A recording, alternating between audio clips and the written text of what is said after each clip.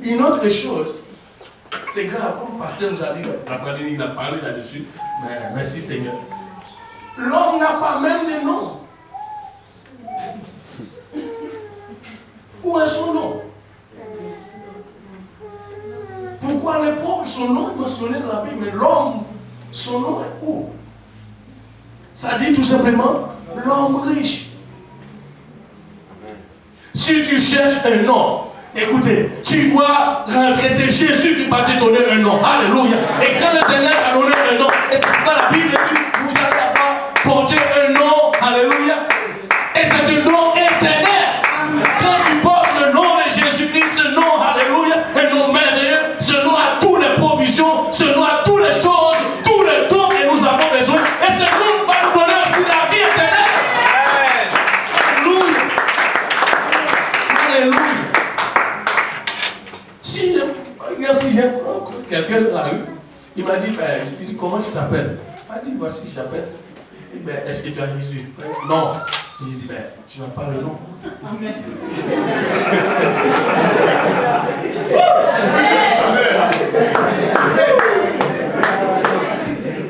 Parce que tu peux me dire, tu t'appelles tel. Mais si Jésus ne connaît pas ton nom, tu n'as pas le nom. Parce que cela va servir d'avoir un nom aujourd'hui. Et plus tard, tu n'as même pas le nom. Alléluia. Amen. Amen. Pour nous battre nos mêmes promesses.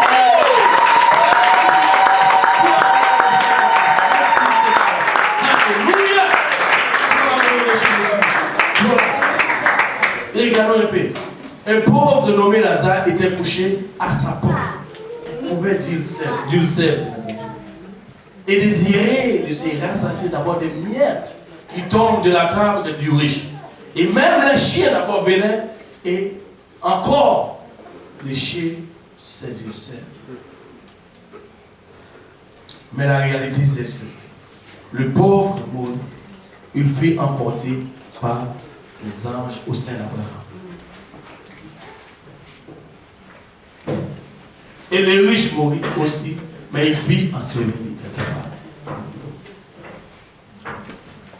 Aujourd'hui, qu'est-ce que ça prend d'abord pour que je puisse, pour que je serve Dieu?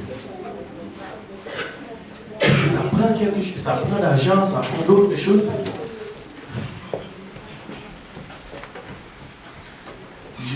Écoute, merci Seigneur pour l'évangile.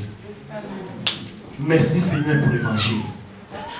Parce que ça a une grande force, ça nous donne la force, ça nous donne l'encouragement. Aujourd'hui, écoutez, tu te sens, tu as la misère d'abord pour servir le Seigneur. Encourage-toi avec la parole de Dieu aujourd'hui même. Pense là-dessus. Si Jésus ne connaît pas ton nom, tu peux être riche comme ça ne se peut pas.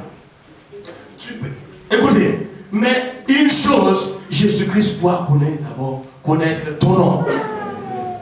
Il doit connaître ton nom. Amen. Amen. L'homme riche, lui, il est enseveli. Et Lazare fut emporté par les anges d'abord au sein d'Abraham. Qu'est-ce qui s'est passé d'abord? Parce que la Bible dit l'homme, il était tout simplement riche. Il s'est réjoui de ses biens tout simplement. Mais il n'avait, parce que, je ne sais pas, mais selon la Bible, on peut voir que ce n'est pas parce qu'il a commis un péché. Mais le problème, c'est parce qu'il est né d'abord pécheur. Puisque nous sommes tous nés pécheurs, nous avons tous besoin d'abord de nous repentir. Mais comment se repentir d'abord? Nous allons parler là-dessus plus tard. Alléluia. Parce que, écoutez, il faut porter d'abord le nom de Jésus-Christ. Et cela n'est pas encore suffire. Non seulement de porter le nom de Jésus-Christ, il faut aussi veiller sur ton âme.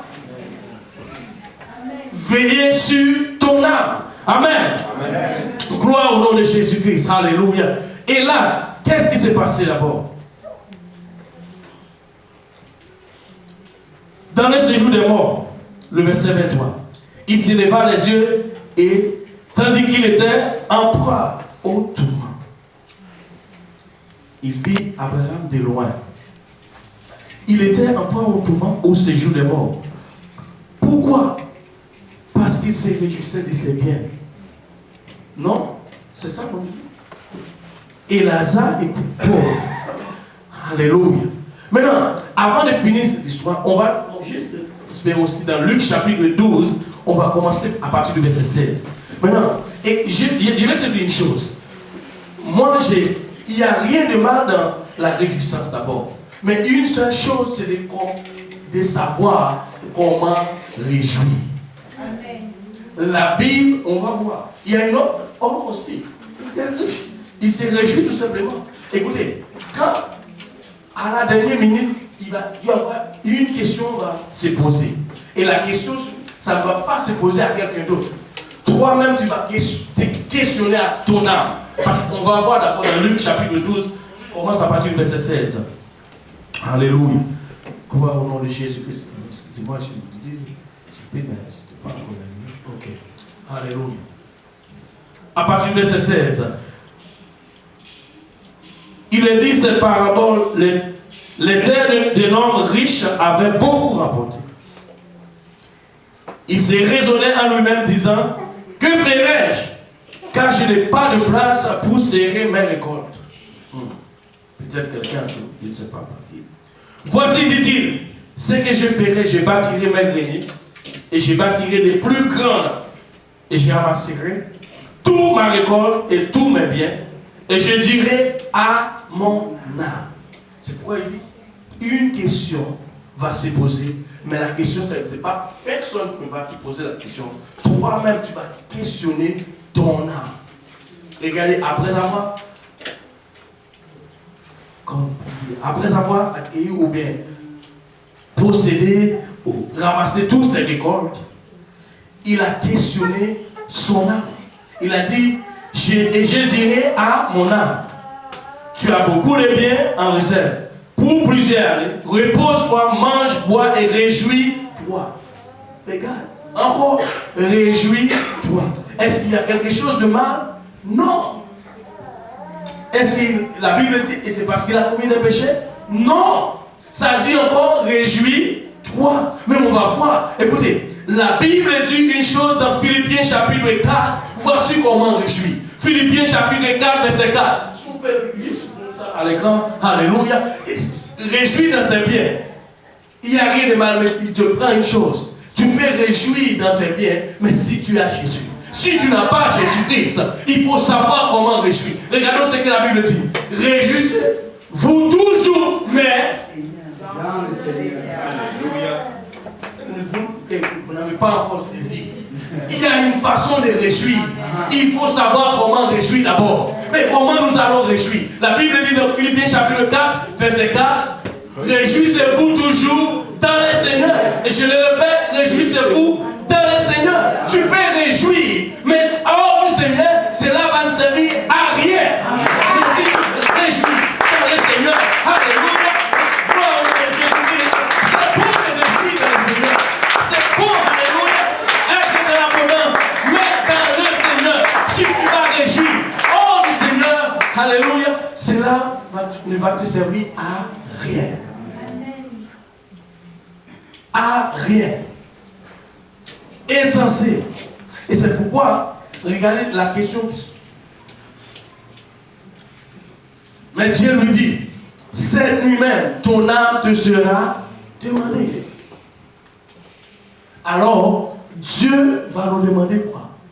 Compte pour notre âme.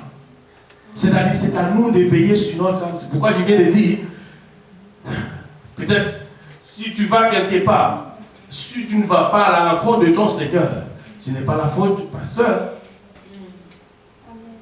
Il a essayé, il a tout fait. Maintenant, c'est à toi de garder la parole de Dieu. C'est à toi de saisir la parole de Dieu et de faire comme David a fait, de serrer la parole de Dieu dans ton cœur afin que de ne pas pécher contre lui. Amen. Amen. C'est pourquoi la Bible dit, la question va venir, mais qu'est-ce que tu vas répondre d'abord? Quand on va te demander ton âme, tu vas dire quoi? Parce que Dieu, il est venu de nous sauver. Il est venu d'abord pour nous sauver, mais il n'est pas venu d'abord de nous forcer de rester dans sa volonté. Il y a un verset qui dit dans Ésaïe chapitre 1, je pense que verset 19 quelque part, la Bible dit, nous devons avoir d'abord la bonne volonté. Parce que quand tu as la bonne volonté, tu vas manger d'abord les meilleures productions du pays.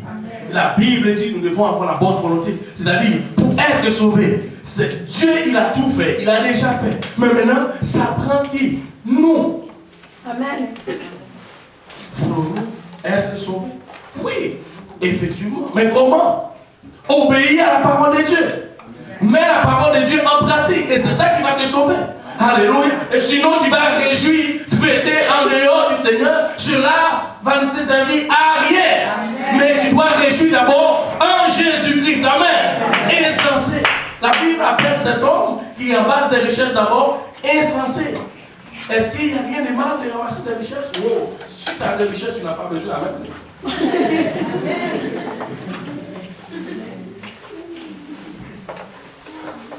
Mais ça dit toujours une chose. Tu amasses tes richesses, c'est bien. Mais il y a Jésus qui vaut plus que richesse. Je vais te dire une chose, que la Bible dit d'abord, tu ne peux rien donner en échange de ton âme. La Bible dit que ce sert à un homme de gagner le monde entier s'il perd son âme. Ça veut dire, écoutez, tout ce que nous sommes en train de faire ici, adorer, louer, cours, alléluia, mais écoute, ça n'arrête pas là. Amen. Un jour, nous allons courir et réjouir dans le ciel. Sinon, c'est mieux de fermer même la porte de l'église si jamais c'est là. Parce que nous ne sommes pas là pour aujourd'hui pour rester ici vivre. Parce que la vie sur terre n'est pas vraiment une vie. Parce que Paul nous a dit, si c'est cette vie d'abord que nous vivons, nous sommes le plus misérable. Misérable. Alléluia. C'est-à-dire, je veux que mon âme soit sauvée. Et je pense et j'espère que vous souhaitez que votre âme aussi soit sauvée. Et nous sommes tous là pour que. Alléluia.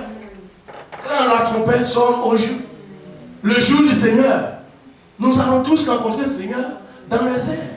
On veut, écoutez, je vais voir tous les visages, même ceux qui n'ont pas là, qui sont fatigués. Mais j'aimerais bien le voir, alléluia, au jour du Seigneur, n'est-ce pas? Alléluia. Et c'est ça d'abord le compte.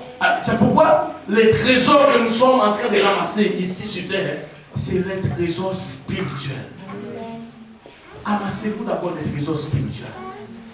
Et des fois, vous inquiétez pour des choses éphémères, des choses inutiles. Mais écoute, une seule chose, tu dois t'inquiéter d'abord si jamais ton âme